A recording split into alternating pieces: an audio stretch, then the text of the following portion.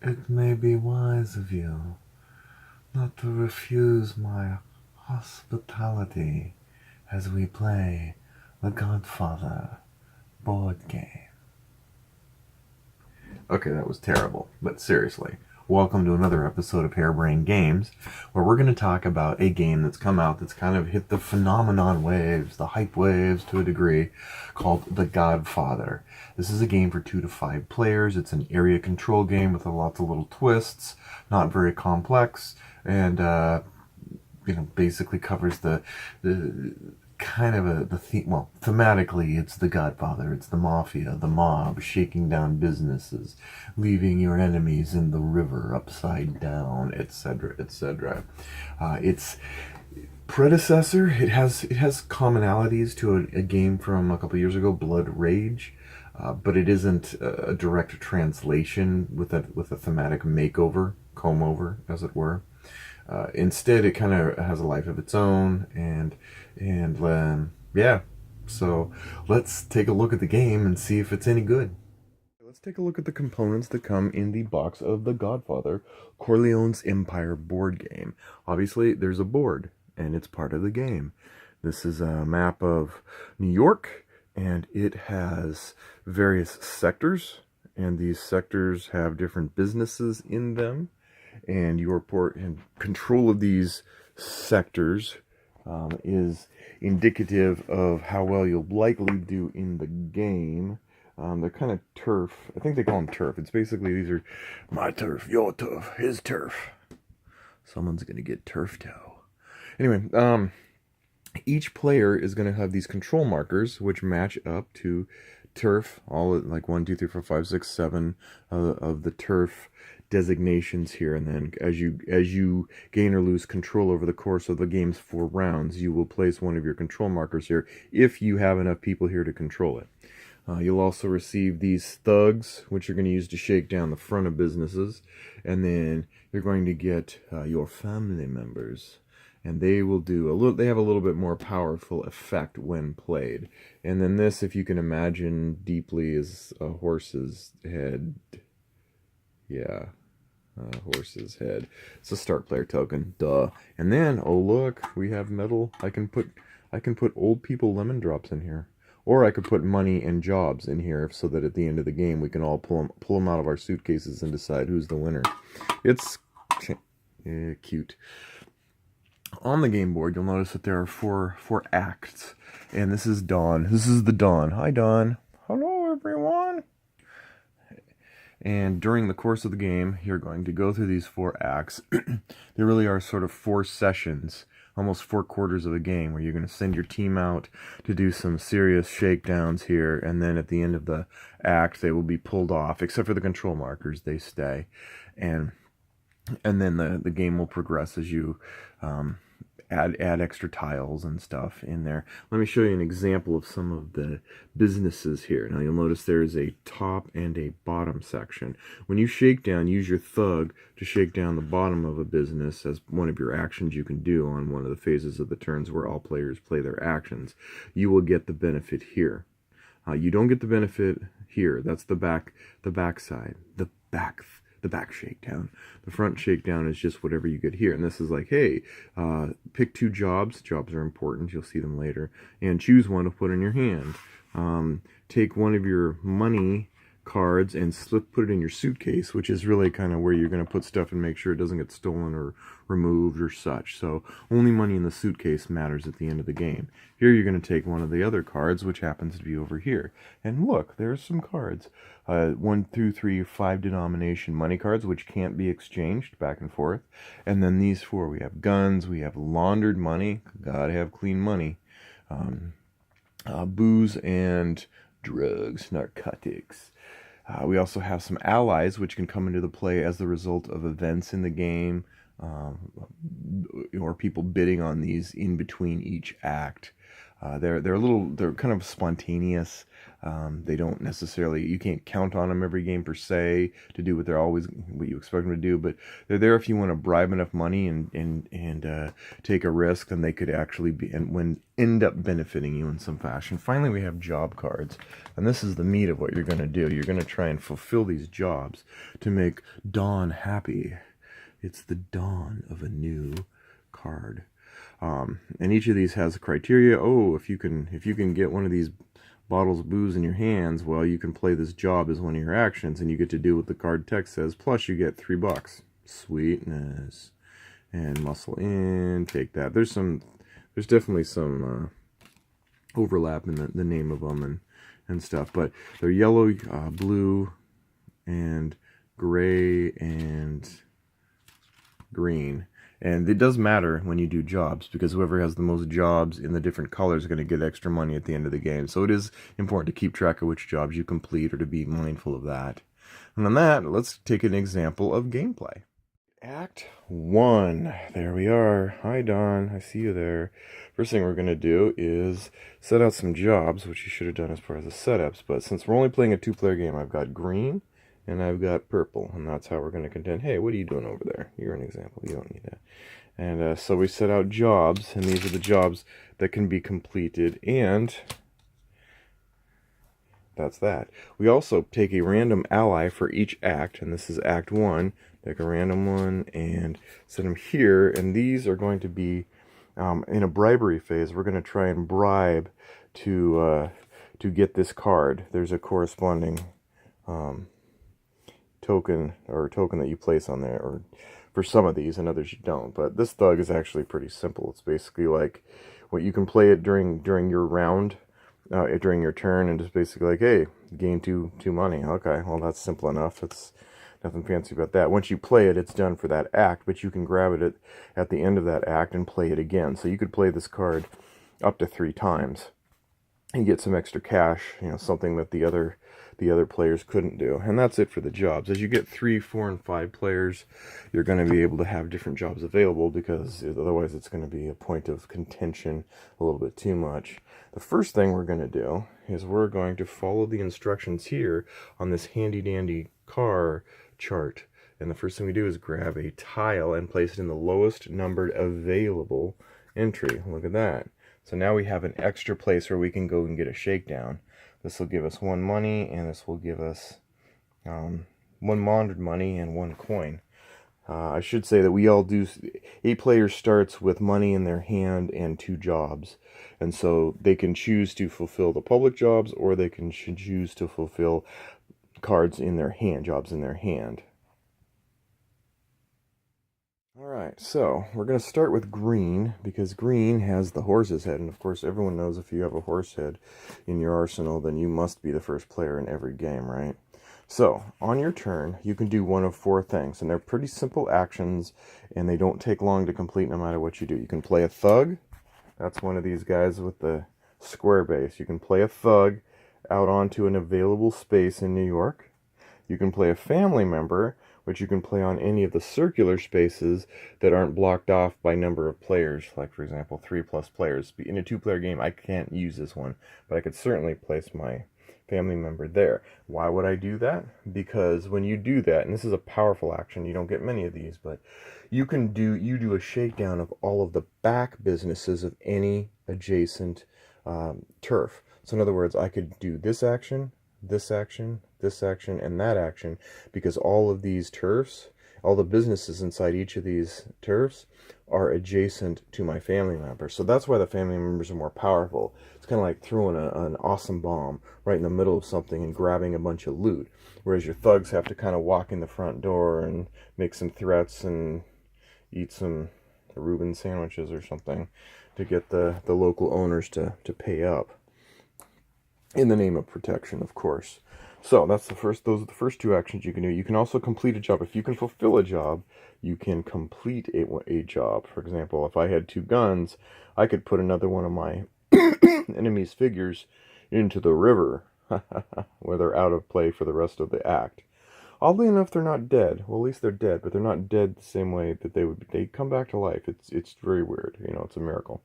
And then you get like $2 and $2. So I don't have anything that will help me fulfill these jobs right now. So I'm going to go ahead and do some thuggery. First thing I'm going to do is I'm going to go here, because if I go there and I shake down this business, I get one of these gun cards. And of course, guns. Yay, guns. And that will do it for my action this turn. And now it's time for purple to do their action, and they're likely going to do that. Looking at the jobs that they've got, they do have some jobs that involve some laundered money, and it makes sense to maybe go here and grab a $1 and clean money. It's like clean energy, but less expensive because it pays for itself. Har har. All right. With that done, then it's time to go back to green and see what green's going to do.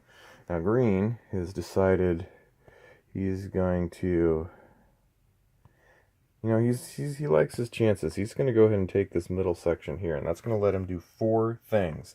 All of the 4 back of the store actions.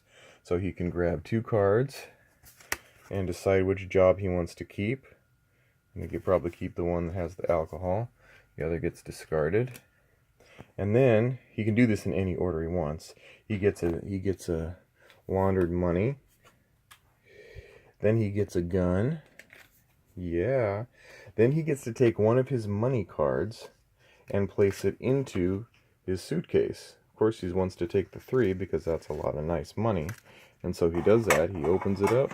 He puts it in there so no one can see it, and only he knows what he put in there.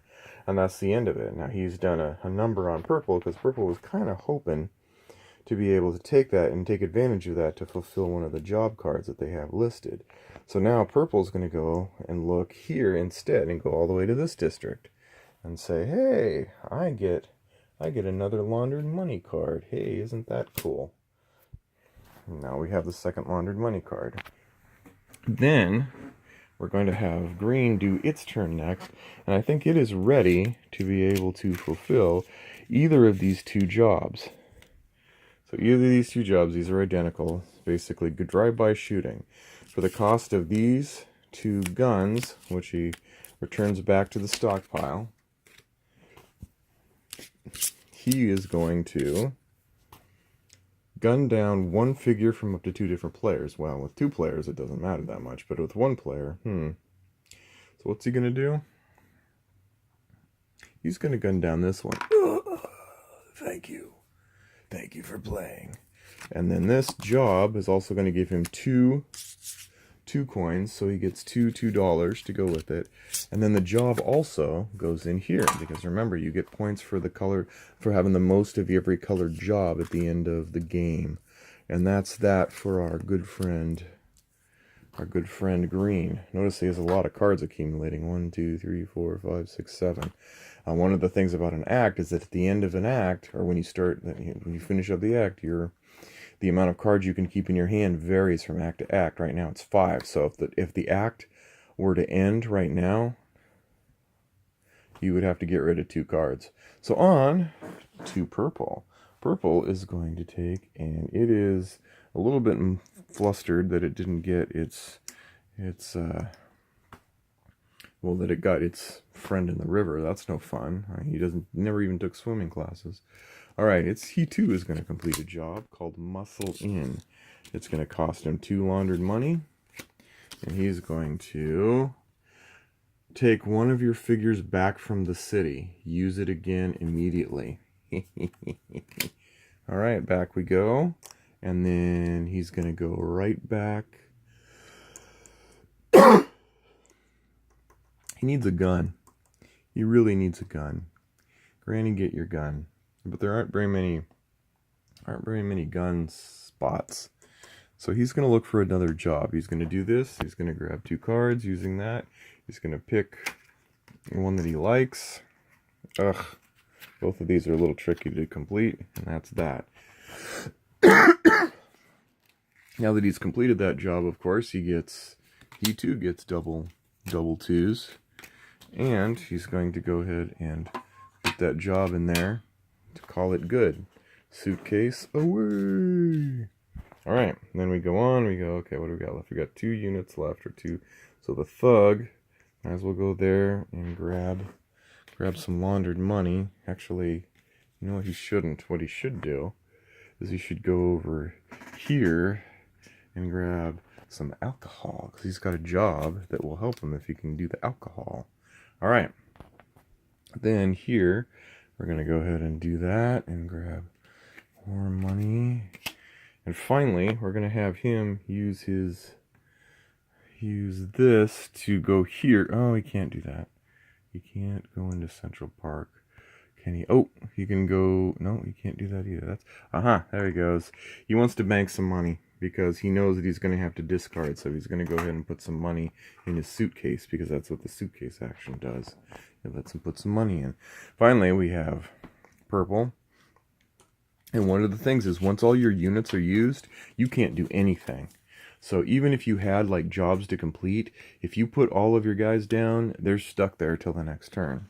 So this is not an optimal situation, but we're going to persevere. He's going to, you know what? He's going to go here.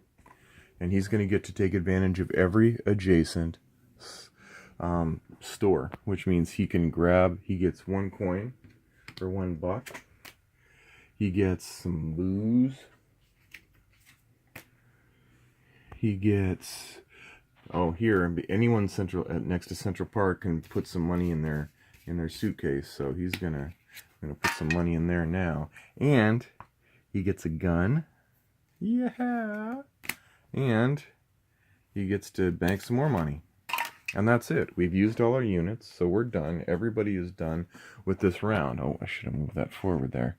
Now we go to the next one, which is to figure out who gets control. We go sequentially by number. So Wall Street, we have 2 guys here, two units here. Green counts in this circles. Green counts for adjacency with everything. In this case, though, 2 beats 1, so purple is going to go ahead and be in charge of turf section 1. Then we go to 2, nobody. 3 is nobody. 4, nobody. 5, green took over 5, so green gets a control marker. 6 is interesting because you've got green and you've got purple, but you've got a green here, so he's going to get there. And 7 is the same way. So basically, green made out like a bandit. Now, how does that? As the game goes on, you're going to be stacking these on top of each other each round, and so whoever's has the most control markers is going to be at the end of the game is going to be someone who's going to get additional bonuses for having control of sectors. And that's it. That's the end of that section. Now we bribe, where players can bid money to get this muscle man. Now they might care.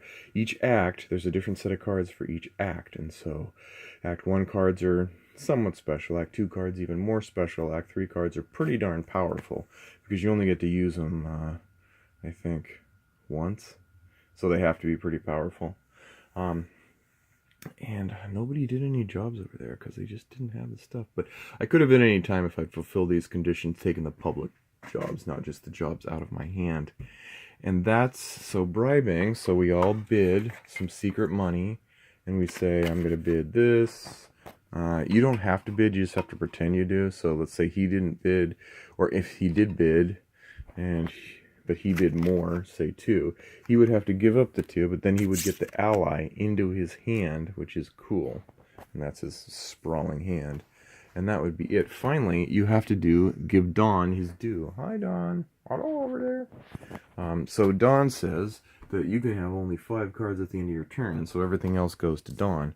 So I would have to look here and decide how many of these cards I want to keep and how many I have to give to the Don. I don't have an opportunity to get rid of them in this act.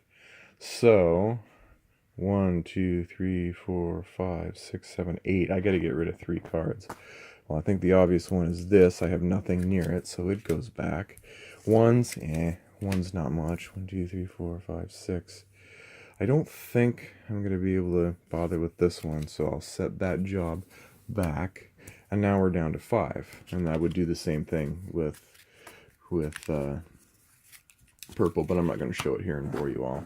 And that's basically a round of play. Now what happens over the acts? When you go into the next act, you're going to get more units to use. In the fourth act, you're going to get another set of units to use. So you're going to have more people to be able to deploy as time goes on in the game. At the end of the game, there's going to be scoring for whatever money you've got in there. Everybody, when it comes to jobs, like whoever has the most yellow jobs is going to get $5. Whoever's got the most green jobs is going to have $5, and on, blue and gray. In the case of a tie, everybody shares and gets the top prize. So it's pretty powerful. And then there's a bonus for where whoever has the most control markers. So if it stayed the way it was, there'd be $5 for purple here, and there would be $5, $10, $15 for green there. And that's basically it. That's the whole game in a nutshell. Once you've done the first act, it tends to click for people, and you're able to continue on and lather, rinse, and repeat. So that's it for the game. Let's take an examination of my final thoughts and whether I like Godfather or whether I can refuse it. Alright, so what are my thoughts on The Godfather? Corleone's Empire. First caveat, I don't actually have any direct hand knowledge of the Godfather series, the movies. I know, heresy, I tell you. But the actual reality is it just never piqued my interest out of all the series to watch. I know the references, the anecdotal and canonical references to various things. Horse's head, it would be wise, I'll leave the cannoli, etc., etc. I'm hashing that out. And so my question coming in for myself when I ordered the game was, I wonder if I'll like it or if I'll be able to really get the most out of it, not knowing anything about the lore. The happy answer is it's perfectly playable and perfectly satisfying just playing it. I mean, thematically, you can see the Godfather style, but it doesn't necessarily speak like this is the Godfather and this is the story.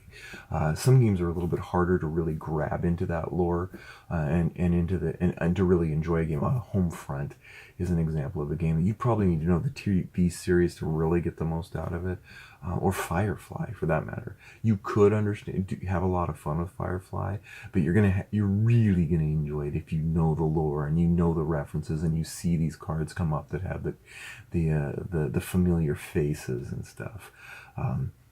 The Godfather has a familiar face, but the gameplay itself is really more of just a general mafia / mob kind of game. And I think that's credit to it. It might disappoint people who are like, I really wanted a kind of a Godfather idea.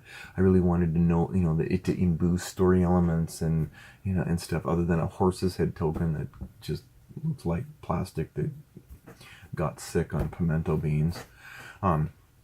What I like about it is it's actually pretty simple. It's actually simpler to teach The Godfather than it was to teach Blood Rage. Maybe there's just a familiarity to it, but it makes sense. There really weren't any learning hurdles or pitfalls to teaching the game to people. It plays smoothly, 2 up through 5.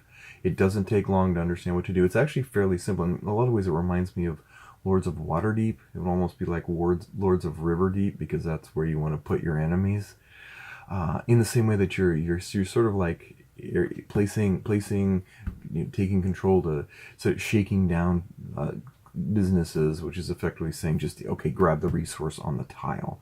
But it does tend to scale well, 2 to 5.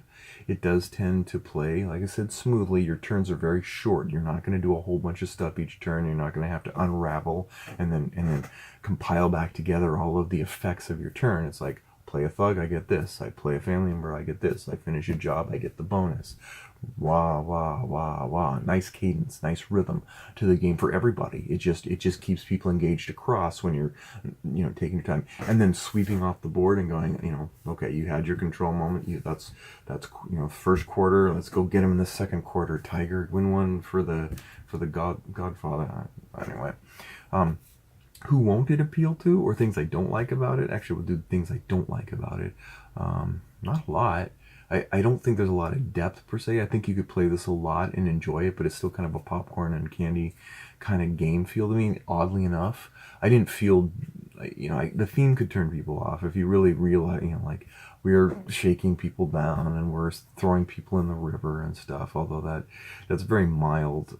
Ultimately, most people, I think, will probably look past that and go, I get it. It's a mafia movie kind of thing. I don't have any concrete weaknesses that I would have to this game. I can't say that it's like blew me away, like it just like shattered my world with glee and fanfare and chocolate sprinkles. But it certainly is, I think, worth the money, and I think I'll actually probably be able to get this game to the table more than I would with Blood Rage, which was definitely a great game when it came out. I think it seems like this kind of has a better balance, actually. 2-player, definitely would play this. You couldn't really play Blood Rage with 2 players or others. This one plays okay. Not great, but good enough that you could play it 2 players and go, yeah, I got you. Beyond that, there's not much else to say. I give it a solid 7.5. The top-notch components, which I showed you, the suitcases are fun, and hiding the information from people is interesting. But ultimately, I don't think you can go too wrong with this as far as anybody who's into average games wanting to play a game that takes 90 minutes, maybe a little more. The 4 acts seem like they'll go shortly, but as you get more of your family members to be able to put out on the board and contend and vie, and that's really one of the other things, is there are violence points. There are combat points where convergences of motivations that will send your guys to the river, and maybe you can come back with that. Something it's a little more subdued than, like I said, its predecessor, Blood Rage. Subrage. Now that would be an interesting game. But anyway, The Godfather, Corleone's Empire, I approve it. 7.5. Reasonable game, enjoyable. An offer I probably could refuse if I really felt like it, but I don't want to. Anyway, thanks again, and take care, and we will see you next time on Harebrained Games.